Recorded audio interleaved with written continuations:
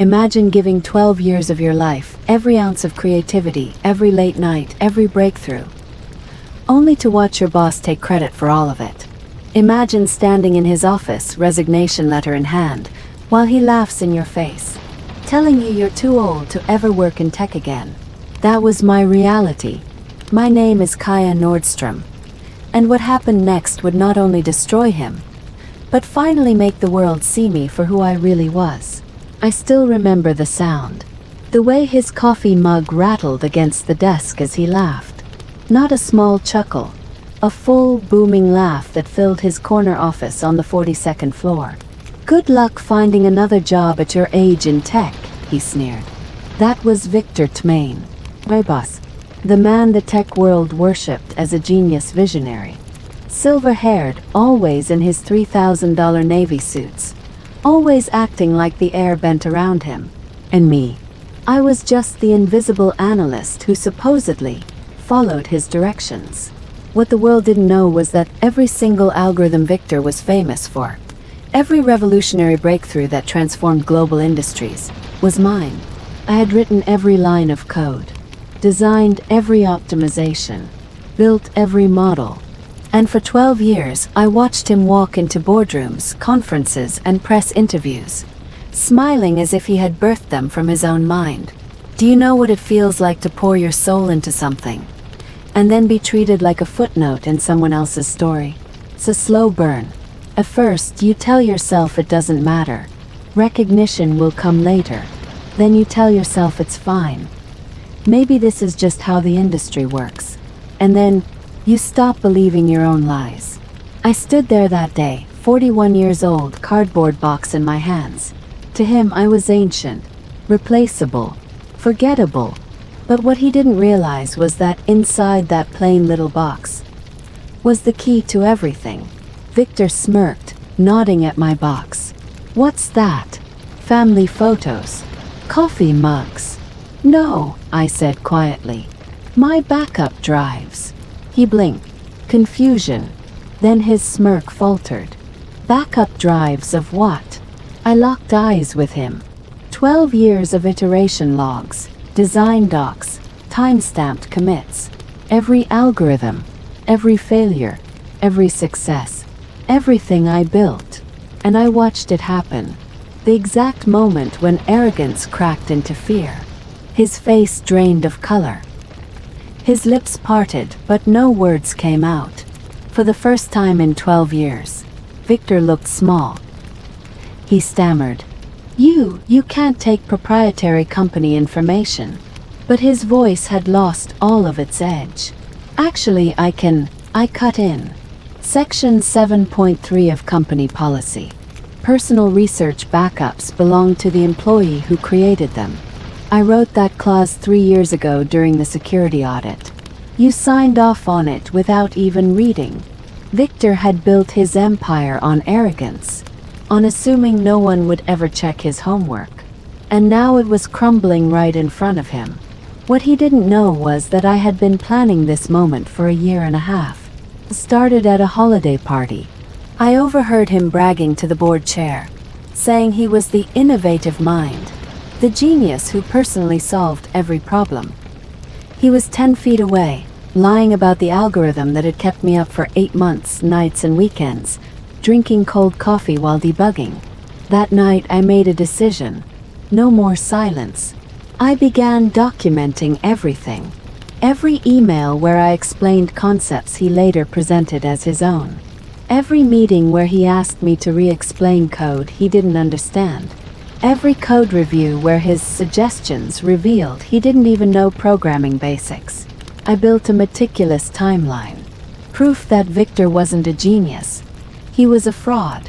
And while he was busy basking in fake glory, I had been negotiating, quietly, carefully, with his biggest competitor, Quantum Dynamics, a company that actually valued innovation.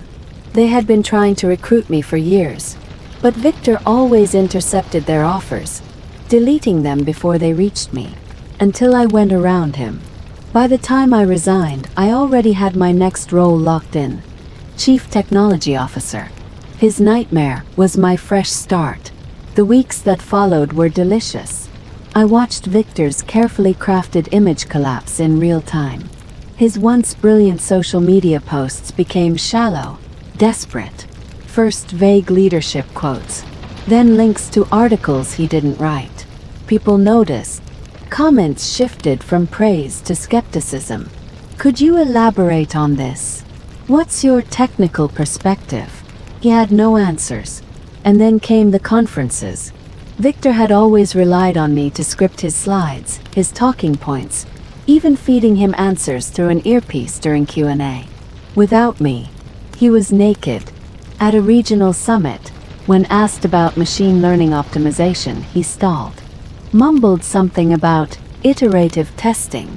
A Stanford professor on the panel literally looked confused, like she couldn't believe the so-called genius didn't know his own work. The tech blogs picked it up immediately. Has Victor Tmain lost his edge? Then came the call. The night before the International Conference on Algorithmic Innovation. The biggest stage of them all. 3,000 experts. Live broadcast. Journalists everywhere. My phone rang. Unknown number. Kaya, please. I need your help. It was Victor. His voice wasn't confident anymore. It was broken. He begged me to make his slides, to give him talking points, to save him from humiliation. And for the first time, he admitted the truth. You know, I don't understand any of it. You've always known. I let the silence stretch, then said softly, maybe you shouldn't have spent 12 years pretending to be something you're not. And I hung up. The next morning, I sat in the front row. My new team from Quantum Dynamics beside me. Dr. Vasquez at my shoulder. The moderator introduced him. Chief Innovation Officer, presenting next generation optimization. Victor walked out. Stiff, pale, eyes darting to me in the front row like a drowning man looking for a lifeline. For 10 minutes, he faked it. Generic slides, buzzwords, nervous smiles. Then came the kill shot. Dr. Patricia Wong from MIT raised her hand. Victor, could you walk us through the mathematical foundations? Specifically, how do you handle multidimensional constraint satisfaction in dynamic environments? Silence. His lips trembled. He muttered something vague. The audience wasn't buying it. Experts pressed harder. Are you using gradient descent? Neural networks? Genetic algorithms? He panicked, deflected, and then the moment of pure revenge. Dr. Vasquez stood up. Actually, she said, I think there's been a misunderstanding. These algorithms weren't developed by Victor at all. They were created by Dr. Kaya Nordstrom, our new CTO. Every head turned.